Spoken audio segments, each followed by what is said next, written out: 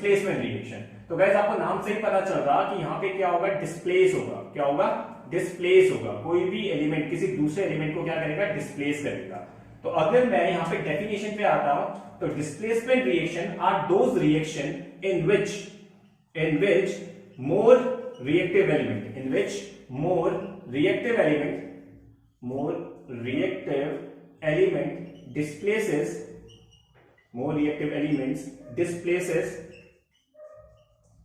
less reactive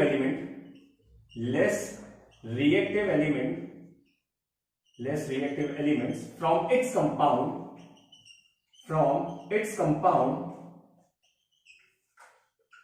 and takes its position।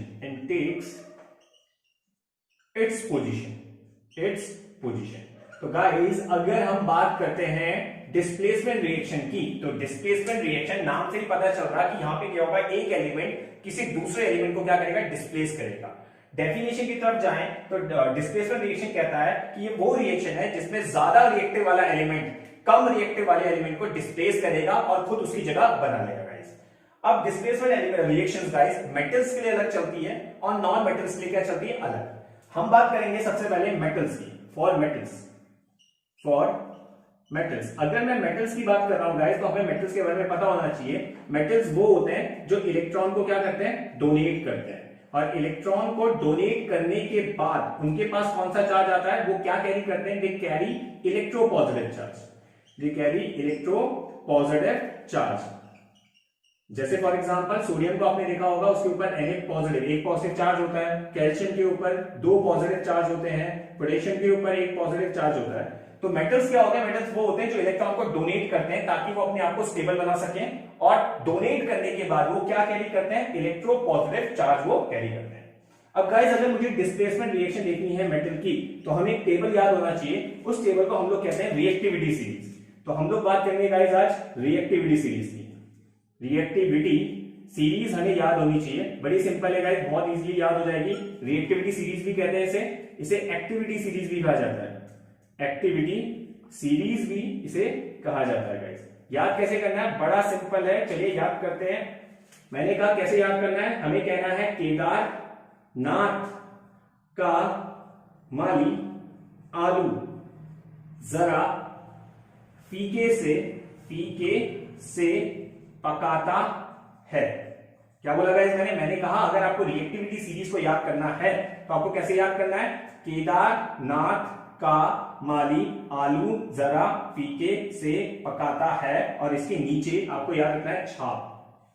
क्या याद रखना है, छाप आपको याद रखना है, जिसमें ये हो गया आपका कॉपर, ये हो गया मरकरी, ये हो गया सिल्वर, ये हो गया आपका Au गोल्ड, और पीटी क्या हो गया, प्लेटिनम। तो गाइस ये है हमारी रिएक्टिविटी सीरीज। कैसे याद करना है, केदारनाथ का माली आलू जरा फीके से पकाता है, फिर आपको याद रखना है छाप। तो इसमें सबके नाम याद कर लेते हैं। के को हम लोग कहते हैं पोटेशियम। क्या कहते हैं, पोटेशियम। अब देखिए गाइस इस रिएक्टिविटी सीरीज में पोटेशियम सबसे ऊपर है, इट मींस पोटेशियम की रिएक्टिविटी सबसे ज्यादा है।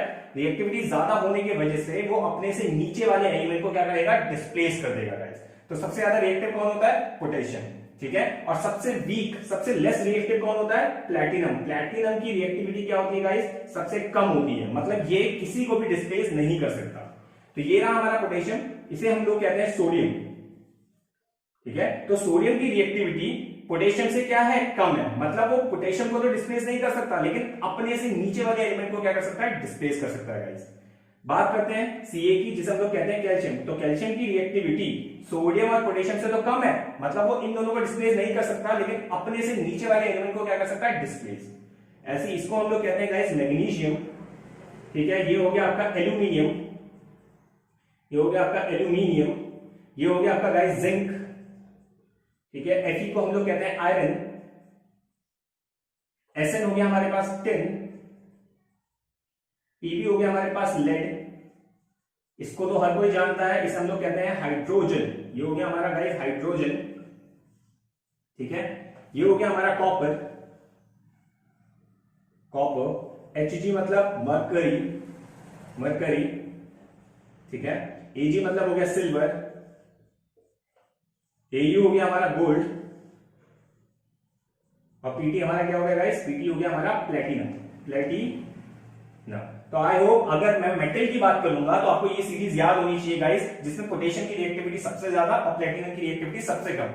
इट मींस पोटेशियम अपने से नीचे वाले एलिमेंट को क्या करेगा, डिस्प्लेस कर देगा। तो चलिए मूव करते हैं और इसके कुछ एग्जांपल देखते हैं कि किस तरीके से मेटल्स में डिस्प्लेसमेंट रिएक्शन होता है। तो चलिए गाइस कुछ एग्जांपल देखते हैं डिस्प्लेसमेंट रिएक्शन के फॉर मेटल्स। जैसे फॉर एग्जांपल मैंने आपको दिया, मैंने कहा वी हैव आयरन, हमारे पास आयरन है, हमने आयरन को रिएक्ट कराया गाइस कॉपर सल्फेट के साथ CuSO4 के साथ। तो रिएक्शन कैसे प्रोसीड करेगी, ये डिस्प्लेसमेंट रिएक्शन है। आपको याद रखना है डिस्प्लेसमेंट रिएक्शन को पहचानते कैसे हैं, एक एलिमेंट होता है और एक कंपाउंड होता है, ठीक है। आयरन यहाँ पे मेटल फॉर्म में होता है, इसलिए हम उसे सॉलिड लिखेंगे, और ये होता है एक्वस फॉर्म में, इसलिए इसको लिखा जाएगा एक। तो रिएक्शन किस अकॉर्डिंग चलेगी गाइस, देखिए रिएक्टिविटी सीरीज में चेक कीजिए, आयरन कहां पे आ रहा है, यहाँ पे, और कॉपर कहां पे आ रहा है, कॉपर आ रहा है उसके नीचे। मतलब यहाँ पे आयरन की रिएक्टिविटी क्या है, ज्यादा है, और कॉपर की रिएक्टिविटी क्या है यहाँ पे गाइस, कम है। तो आयरन क्या करेगा, कॉपर को डिस्प्लेस कर देगा क्योंकि उसकी रिएक्टिविटी ज्यादा है, कॉपर अलग हो गया, और आयरन क्या करेगा, अपनी जगह यहाँ पे बना लेगा। मतलब ये क्या बन जाएगा, FeSO4। इस रिएक्शन को हम लोग कहते हैं डिस्प्लेसमेंट रिएक्शन, जिसमें हाईली रिएक्टिव एलिमेंट ने वीक रिएक्टिव एलिमेंट को डिस्प्लेस करके अपनी जगह बना ली। चलो एक और रिएक्शन देखते हैं। फॉर एग्जांपल मेरे पास है जिंक, जो सॉलिड फॉर्म में होता है, उसको हम रिएक्ट करा रहे हैं गाइस कॉपर सल्फेट से, ठीक है। तो रिएक्शन कैसे होगी, आप अगर जिंक को देखेंगे तो जिंक ऊपर आता है और कॉपर नीचे आता है। मतलब यहाँ पे जिंक की रिएक्टिविटी ज्यादा है और कॉपर की रिएक्टिविटी यहाँ पे कम है। तो जिंक क्या करेगा, कॉपर को यहाँ से डिस्प्लेस कर देगा और खुद की जगह बना लेगा। मतलब क्या बनेगा, ZnSO4, and this reaction is known as displacement reaction. चलिए एक और रिएक्शन देखते हैं। फॉर एग्जांपल मैंने कहा अगर मैं लेता हूं आयरन, ठीक है, जो सॉलिड फॉर्म में, उसको मैं रिएक्ट कराता हूं ZnSO4 के साथ, ZnSO4 के साथ, जो हमारे पास है एक्वस। तो रिएक्शन कैसे चलेगी गाइस, यहां देखिए आयरन आ रहा है यहाँ पे और जिंक आ रहा है ऊपर। मतलब यहाँ पे आयरन की रिएक्टिविटी क्या है, कम है, और जिंक की रिएक्टिविटी क्या है, यहाँ पे ज्यादा है। तो गाइस ये रिएक्शन प्रोसेस होगी ही नहीं, मतलब यहाँ पे रिएक्शन पॉसिबल होगा ही नहीं। क्यों, क्योंकि आयरन की रिएक्टिविटी कम है, वो ज्यादा रिएक्टिव वाले जिंक को डिस्प्लेस नहीं कर सकता, इसलिए ये रिएक्शन प्रोसेस नहीं चलेगी गाइस। इतना क्लियर है, आई होप आपको समझ में आ गया होगा डिस्प्लेसमेंट रिएक्शन क्या होती है। तो अगर मैं डिस्प्लेसमेंट रिएक्शन फॉर मेटल्स की बात करूं तो डेफिनेशन क्या बननी चाहिए, क्या बोला मैंने कहा अगर मैं डिस्प्लेसमेंट रिएक्शन फॉर मेटल्स की बात करूं तो आप कहोगे कि displacement reaction for metal are those reaction in which more electropositive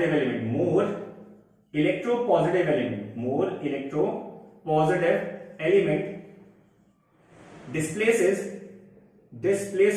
less electropositive element from its aqueous solution, from its aqueous solution।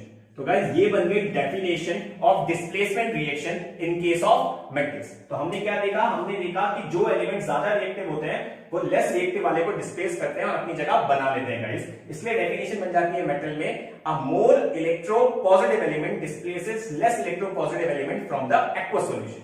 एक चीज और याद रखना गाइस, मेटल का केस में क्या होता है, हमेशा आगे वाला एलिमेंट बाहर होता है। अब हम इसके बाद नॉन मेटल करेंगे, इसमें पीछे वाला होगा। उसमें मेटल्स के केस में हमेशा आगे वाला एलिमेंट क्या होता है, डिस्प्लेस होता है। तो चलिए मूव करते हैं, नॉन मेटल की तरफ चलते हैं। फॉर नॉन मेटल की तरफ, फॉर नॉन मेटल्स की तरफ, तो गाइस नॉन मेटल्स क्या होते हैं, नॉन मेटल्स वो होते हैं जो इलेक्ट्रॉन को क्या करते हैं, गेन करते हैं, और इलेक्ट्रॉन्स को गेन करने के बाद वो क्या कैरी करते हैं, वो कैरी करते हैं इलेक्ट्रोनेगेटिव चार्ज वो कैरी करते हैं। जैसे फॉर एग्जांपल क्लोरीन के ऊपर एक नेगेटिव चार्ज होता है, सल्फर के ऊपर आपने देखा होगा 2 नेगेटिव चार्ज होता है, फास्फोरस के ऊपर 3 नेगेटिव चार्ज होता है। तो नॉन मेटल्स वो होते हैं जो इलेक्ट्रॉन को गेन करते हैं ताकि वो अपने आप को स्टेबल बना सकें and carry a electronegative charge, ठीक है। अब इसके लिए गाइस आपको एक टेबल याद रखनी है, आपको याद रखना है फुटबॉल क्लब बार्सिलोना और इंडिया। क्या बोला मैंने, फुटबॉल क्लब बार्सिलोना इंडिया। तो गाइस ये है फ्लोरीन, और फ्लोरीन की रिएक्टिविटी क्या होती है, नॉन मेटल के केस में ज्यादा होती है। इट मींस वो अपने से नीचे वाले को डिस्प्लेस करेगा। और सबसे कम रिएक्टिविटी नॉन मेटल के केस में किसकी होती है, आयोडीन की। इसकी रिएक्टिविटी कम है, मतलब ये किसी को डिस्प्लेस नहीं कर पाएगा। तो नाम जान लेते हैं, इसे हम लोग कहते हैं फ्लोरीन, जो गैस होता है, जो नॉन मेटल होता है, फ्लोरीन। Cl हमारा यहाँ पे बन जाता है गाइस क्लोरीन, ठीक है। Br यहाँ पे बन गया हमारा ब्रोमीन, और आयोडीन हमारे पास आई हो गया, तो आयोडीन। क्लियर है गाइस? कुछ रिएक्शंस देख लेते हैं इन केस ऑफ नॉन मेटल्स। जैसे फॉर एग्जांपल मेरे पास है क्लोरीन, मैंने क्लोरीन को Cl2 क्यों लिखा? क्योंकि क्लोरीन एक गैस है, वो हमेशा डायटोमिक फॉर्म में एग्जिस्ट करेगा। इसको हम रिएक्ट कराते हैं गाइस 2NaBr से। सपोज मानिए 2NaBr, अगर 2 नहीं लेना चाहते इसलिए बैलेंस कर लेंगे, NaBr के साथ हम इसे रिएक्ट कराते हैं। तो गाइस बड़ा सिंपल है, आपको पता है क्लोरीन की रिएक्टिविटी ब्रोमीन से क्या होती है? ज्यादा। अब गाइस देखो, मैंने अभी आपको याद करवाया था कि मेटल के केस में आगे वाला भार होता है, नॉन मेटल के केस में पीछे वाला। तो क्लोरीन की रिएक्टिविटी ज्यादा, ब्रोमीन की रिएक्टिविटी कम। क्लोरीन क्या करेगा? ब्रोमीन को डिस्प्लेस करेगा। ब्रोमीन एक गैस है तो कैसे निकलेगा? Br2 की फॉर्म में। बैलेंस कर लीजिए, यहाँ पे ब्रोमीन 2 है, यहाँ पे 1 है, तो आगे क्या लगाना पड़ेगा? 2। अब बचा क्या आपके पास? 2 Na और 2 Cl, तो क्या बाहर हो जाएगा? 2NaCl। चलिए मूव करते हैं एक और क्वेश्चन की तरफ, एक और रिएक्शन की तरफ। For example we have F2, हमने इसको रिएक्ट कराया NaCl के साथ। तो आपको पता है फ्लोरीन की रिएक्टिविटी होती है ज्यादा और यहां पे क्लोरीन की रिएक्टिविटी क्या है? कम। तो आपका क्लोरीन को क्या कर देगा? यहां से डिस्प्लेस। क्लोरीन कैसे निकलेगा? गैस है तो Cl2 की फॉर्म में। बैलेंस कीजिए, क्लोरीन 2 है, यहाँ पे 1 है, आगे क्या लगाना पड़ेगा? 2। बचा 2Na 2F, तो क्या बाहर हो जाएगा गाइस? 2NaF। तो गाइस ये था displacement reaction for non metal. तो अगर मैं इसकी डेफिनेशन पे आता हूं तो आप क्या कहेंगे? In case of non metal क्या लिखेंगे? More electronegative element, more electronegative elements displace या displaces less electronegative element, less electronegative elements from its aqueous solution। तो गाइस आई होप आपको समझ में आ गया होगा कि मेटल के केस में आपको कैसे चलना है डिस्प्लेसमेंट रिएक्शन में, और नॉन मेटल के केस में आपको कैसे चलना है डिस्प्लेसमेंट रिएक्शन में गाइस।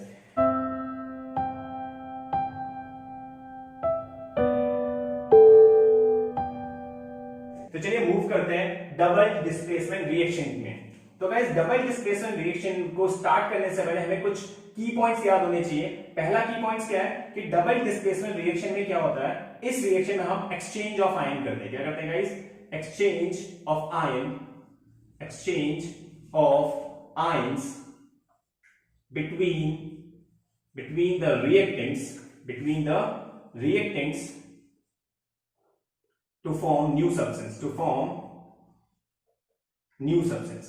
तो गाइस मैंने क्या बोला? मैंने कहा अगर मैं बात करता हूं डबल डिस्प्लेसमेंट रिएक्शन की, तो इसमें हम आयंस को एक्सचेंज करते हैं, और आयन एक्सचेंज किससे होंगे? रिएक्टेंट से होंगे गाइस, ताकि हम लोग क्या बना सके? नया सब्सटेंस, न्यू सब्सटेंस को फॉर्म कर सकें। अब यहाँ पे नेक्स्ट पॉइंट ये आता है कि आयंस क्या होते हैं। तो गाइस आपको समझना पड़ेगा कि जो आयंस होते हैं वो क्या होते थे? आपने 9th क्लास में पढ़ा था, आयंस होते हैं groups of atom having positive and negative charge, positive and negative charges। तो आयंस क्या होते हैं? आयंस होते हैं ग्रुप ऑफ एटम जिनका पॉजिटिव और नेगेटिव चार्ज होते हैं जिनपे। जैसे फॉर एग्जांपल पॉजिटिव चार्ज में आपने देखा होगा सोडियम Na पॉजिटिव, आपने देखा होगा मैग्नीशियम Mg2 पॉजिटिव, आपने देखा होगा एल्यूमिनियम Al3 पॉजिटिव। तो जिन पे पॉजिटिव चार्ज होता है, जिन आयंस में पॉजिटिव चार्ज होता है गाइस, उन्हें हम कहते हैं केटायंस। क्या कहते हैं? Cations.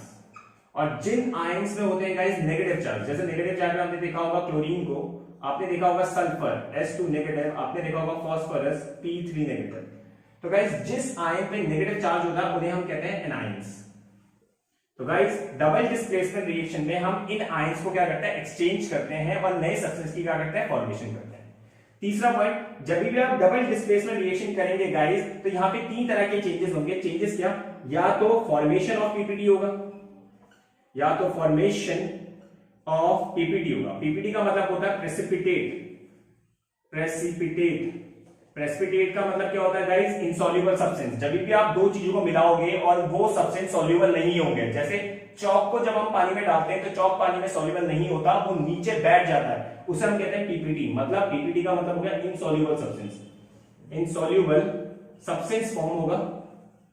Second, change in colour होगा। और तीसरा पॉइंट इवोल्यूशन ऑफ गैस होगा, इवोल्यूशन ऑफ गैस होगा गाइस। तो अभी तक हमने 3 पॉइंट देखे जो याद करने वाले हैं। मैंने कहा डबल डिस्प्लेसमेंट रिएक्शन में हम आयंस को क्या करते हैं, एक्सचेंज करते हैं और न्यू सब्सटेंस की फॉर्मेशन करते हैं। आयंस क्या होते हैं, ये ग्रुप ऑफ एटम होते हैं having positive and negative charge. Positive charge वालों को कैटायन कहते हैं, नेगेटिव चार्ज वालों को एनायन कहते हैं। डबल डिस्प्लेसमेंट रिएक्शन में 3 तरह के चेंजेस आते हैं, या तो पीपीटी की फॉर्मेशन होगी, या कलर में चेंज होगा, या इवोल्यूशन ऑफ गैस होगा। चलिए एग्जांपल देखते हैं गाइस इसके कुछ। जैसे फॉर एग्जांपल गाइस मैंने NaCl को NaCl सोडियम क्लोराइड को रिएक्ट किया AgNO3 के साथ, सिल्वर नाइट्रेट के साथ गाइस। तो जैसे ही मैं ये रिएक्शन करूंगा तो रिएक्शन बड़ी सिंपल है गाइस।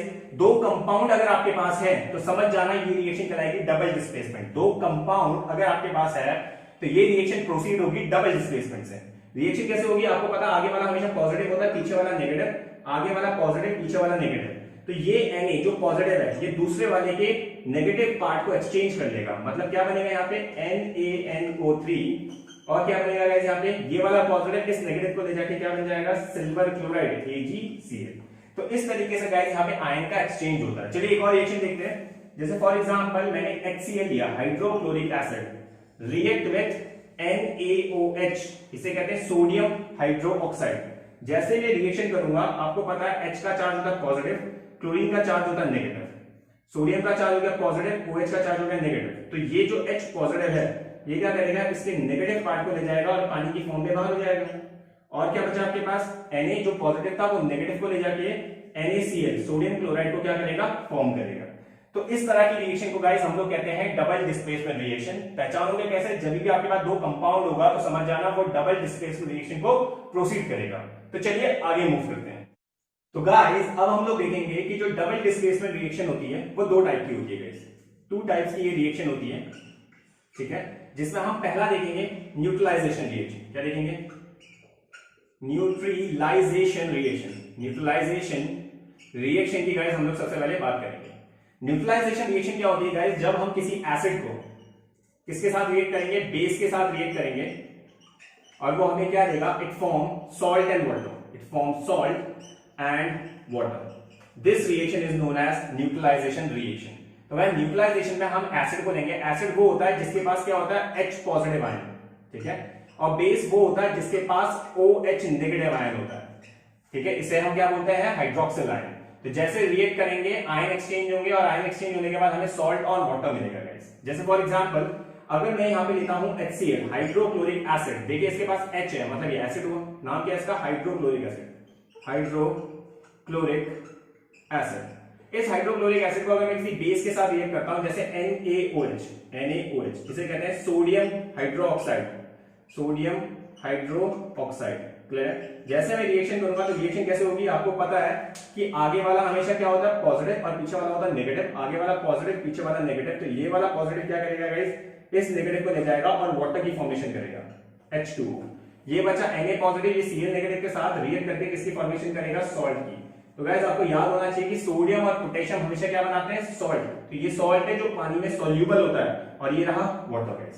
तो ये रही न्यूट्रलाइजेशन रिएक्शन। चलिए एक और देखते हैं। फॉर एग्जांपल मेरे पास है HNO3, इसे हम कहते हैं नाइट्रिक एसिड या निट्रिक एसिड। इसको जैसे मैं रिएक्ट करूंगा किसी बेस के साथ तो बेस हम ले लेते हैं KOH, इसे हम कहते हैं potassium hydroxide, potassium hydroxide.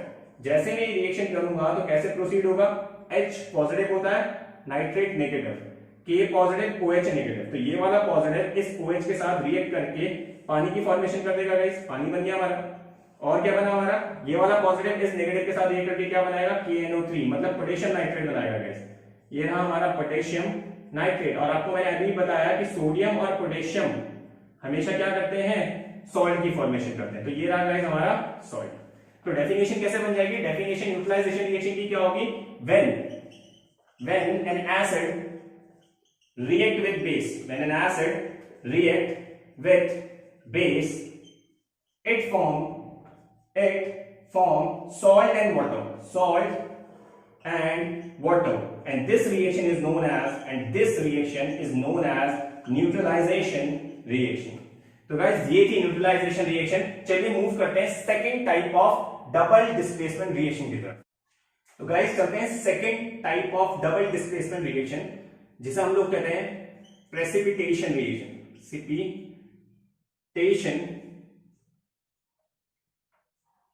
Precipitation reaction. तो गाइस इस रिएक्शन में क्या होता है, नाम से ही पता चल रहा है, प्रेसिपिटेशन रिएक्शन में पीपीटी की फॉर्मेशन होगी। पीपीटी की क्या होगी, फॉर्मेशन होगी, फॉर्मेशन होगी। और पीपीटी का फॉर्मेशन होने का मतलब क्या होगा, यहाँ पे एक इनसॉल्युबल सब्सटेंस बनेगा, इनसॉल्युबल सब्सटेंस यहाँ पे क्या होगा, फॉर्म होगा। और पीपीटी को दिखाते किस सिंबल से है, इस एरो से, डाउनवर्ड डायरेक्शन में ये एरो होता है जो रिप्रेजेंट करता है कि पीपीटी की फॉर्मेशन हो गई है। तो चलिए मूव करते हैं, कुछ रिएक्शन देखते हैं इसकी। फॉर एग्जांपल मैंने लिया NaCl और NaCl को मैंने रिएक्ट कराया गाइस किसके साथ, AgNO3 के साथ, सिल्वर नाइट्रेट के साथ। तो ये रहा हमारा सिल्वर नाइट्रेट। तो जैसे हम इसे सोडियम क्लोराइड के साथ रिएक्ट करेंगे, आपको पता आगे वाला पॉजिटिव पीछे वाला नेगेटिव, आगे वाला पॉजिटिव पीछे वाला नेगेटिव। तो ये पॉजिटिव क्या करेगा, इस नेगेटिव के साथ रिएक्ट करके क्या फॉर्म करेगा, NaNO3 सोडियम नाइट्रेट फॉर्म करेगा गाइस। और दूसरी चीज जो फॉर्म होगी वो क्या होगी, AgCl। क्या फॉर्म होगी, AgCl। अब इंपॉर्टेंट बात ये है गाइस कि इन दोनों में से पीपीटी कौन बनाएगा। तो गाइस मैंने ये भी आपको बताया कि सोडियम और पोटेशियम सॉल्ट होते हैं जो पानी में क्या होते हैं, सॉल्युबल होते हैं। तो ये पीपीटी नहीं बनाएगा, बल्कि कौन बनाएगा, ये बनाएगा गाइस पीपीटी। तो ये रहा हमारा पीपीटी और इसे कहते हैं सिल्वर क्लोराइड। चलिए एक और रिएक्शन देखते हैं। जैसे मैंने लिया BaCl2 और इसको रिएक्ट कराया गाइस Na2SO4 के साथ। ये हो गया हमारा barium chloride. When react with sodium sulfate, जैसे ये सोडियम सल्फेट के साथ रिएक्ट करेगा कैसे बनेगा गाइस, आपको पता आगे वाला पॉजिटिव पीछे वाला नेगेटिव, आगे वाला पॉजिटिव पीछे वाला नेगेटिव। तो ये वाला Ba किसको ले जाएगा, SO4 को। तो बन गया BaSO4 बेरियम सल्फेट। और क्या बना गाइस, हमारे पास बचा 2 Na है और 2 Cl है। तो क्या बनाएगा, 2 NaCl, जिसमें से ये तो सॉल्ट हो गया। तो ये क्या करेगा, पीपीटी की फॉर्मेशन करेगा। ये करेगा पीपीटी की फॉर्मेशन, जिसे हम कहते हैं बेरियम सल्फेट।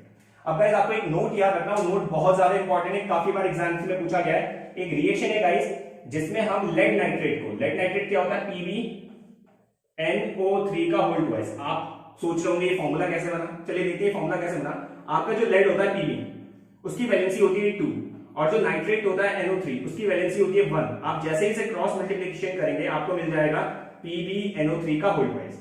इसे कहते हैं गाइस लेड नाइट्रेट। तो जैसे हम लेड नाइट्रेट को रिएक्ट करते हैं पोटेशियम आयोडाइड के साथ, पोटेशियम आयोडाइड क्या होता है, Ki।